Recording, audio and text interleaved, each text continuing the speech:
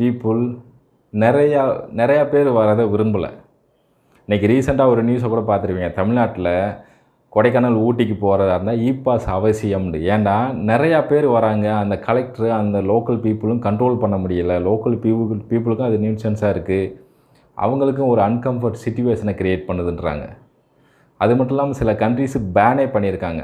ஜப்பானில் டோக்கியோன்ற ஒரு பிளேஸில் டூரிஸ்ட் பாட்டை மக்கள் விசிட் பண்ணுறதுக்கு பேனே பண்ணியிருக்காங்க. மவுண்ட் ஃபுரிஜின்ற ஒரு ஹில் ஸ்டேஷனில் நம்பர் ஆஃப் பீப்புளை லிமிட் பண்ணியிருக்காங்க. ஏன்னா ஜப்பானில் ஒரு ரீசெண்டாக ஒரு நியூஸ் என்னென்னா 3000 வருஷம் பழமையான ஒரு சிலையை சேதாரம் பண்ணியிருக்காங்க, உடைச்சிருக்காங்க ஏதோ ஒரு டூரிஸ்ட்டு.